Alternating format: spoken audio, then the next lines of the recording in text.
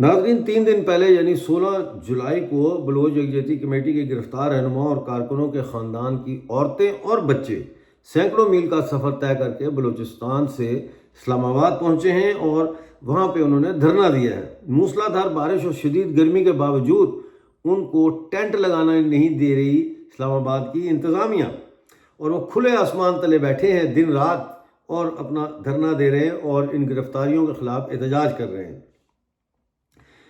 اس حوالے سے ناظرین یہ بات جاننا ضروری ہے کہ پاکستان کی سو کالڈ سول سوسائٹی بھی ان سے نہ تو ملنے گئی ہے، نہ کوئی پاکستان کا بائیں بازو کا کوئی لیڈر یا کارکن ان سے وہاں دھرنے میں ملنے کے لیے گئے ہیں۔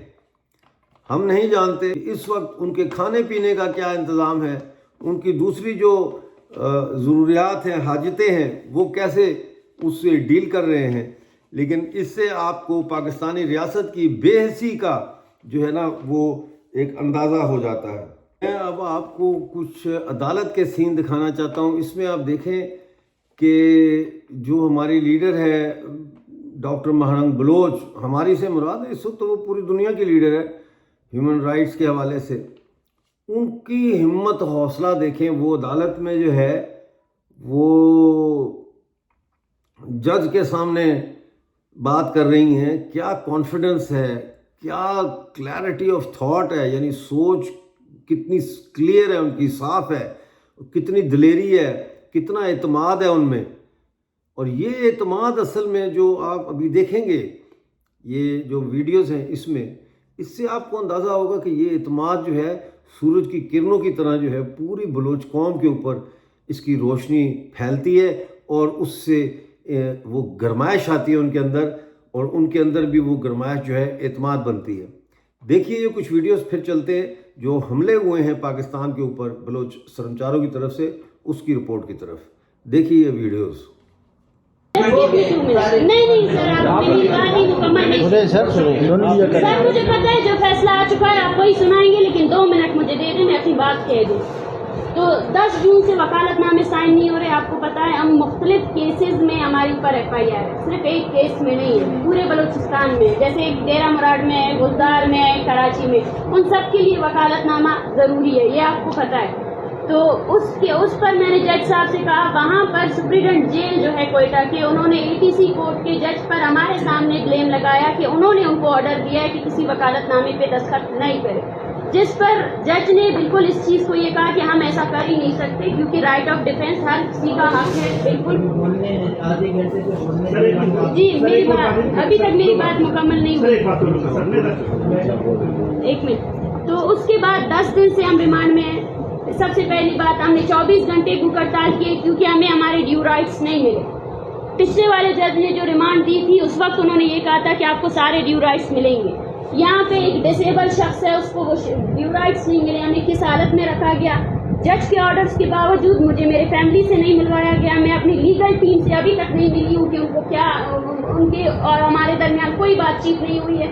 اور دوسری سب سے بڑی بات یہ ہے کہ ان 10 دنوں کے دوران کوئی وکالت نامہ ہم سے دستخط نہیں کروایا گیا، اور پھر کہا جاتا ہے سر پلیز اس پر آپ کو، کیونکہ پچھلے جج نے بھی یہی کہا تھا، انہوں نے بھی آپ کی طرح ہی یہی کہا تھا کہ آپ وکالت نامے دستخط کریں، لیکن انہوں نے یہ کہا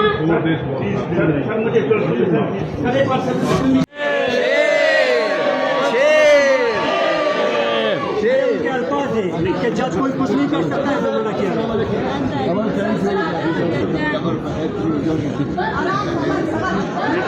اچھا ہے آج جو ہے نا میت بھی نہیں صبر کا وہ وکالت نامہ دستخط کر پھر گھنٹس لگیم چلو بازار دستخط کھلن کر کلن در میں آئی کورٹ پہ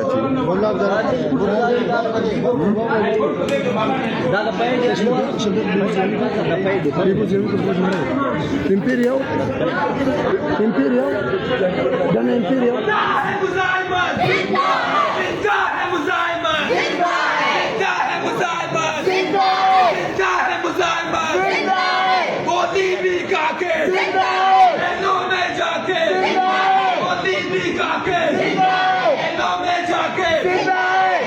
کی شکل میں افعال کی شکل میں की शक्ल में, ईमाम की शक्ल में, नादी की शक्ल में, क्या है मुसलमान, क्या है मुसलमान।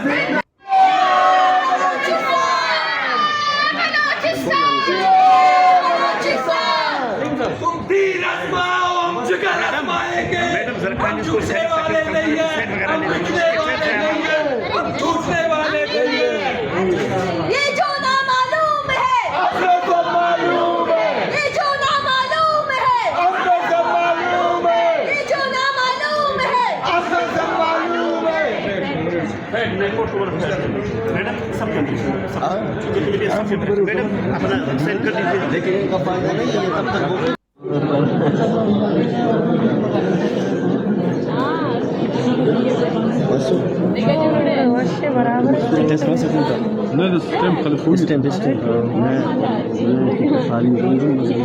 ఆర్డర్ మస్తు అన్నాను మోహన్ అందా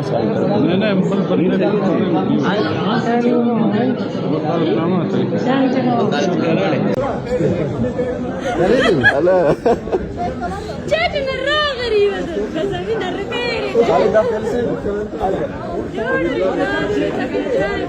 أنا جاتنا من الرا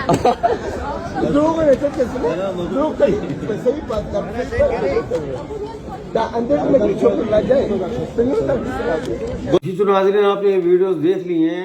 ये भी मैं यहाँ बता दूँ कि ये सारा कुछ जो है एंटी टेररिज्म कोर्ट इंसदाद दहशतगर्दी की अदालत के मनाजर थे, और जिस जज के सामने आज इनको पेश किया गया, ये वो जज नहीं है जिसके सामने इनको लास्ट टाइम पेश किया गया था, जिसने इनको 10 दिन के रिमांड पे पुलिस के हवाले किया था। तो जज ही बदल दिया उन्होंने। बहरहाल चलते हैं हम लोग की तरफ। मस्तूम हाईवे पर चौथों के करीब मुसल्लह अफराद ने अंधाधुंध फायरिंग करके बलूचिस्तान कांस्टेबलरी के एक्टिंग DSP अब्दुल रज़ाक स्वाति की गाड़ी पर हमला करके DSP समेत 2 एहलकारों को हलाक और 2 को जख्मी कर दिया है। ये 24 घंटों में बलूचिस्तान में होने वाला 5वां हमला है।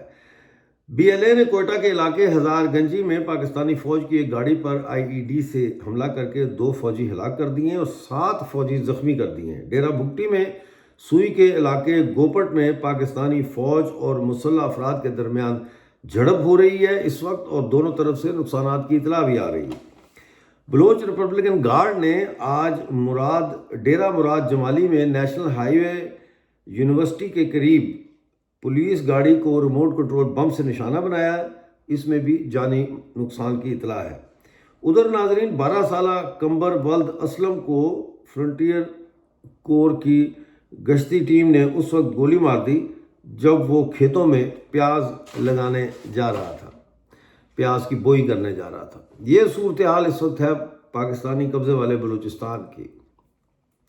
ज़ाहिर है इस वक्त पूरी दुनिया में सबसे बड़ा नाम जो इंसानी हकूक़ की दिफा करने वालों के हवाले से आता है, यानी ह्यूमन राइट डिफेंडर के हवाले से, वो बेशक बिलाशुबा डॉक्टर महारंग बलोच और उनके साथियों का है।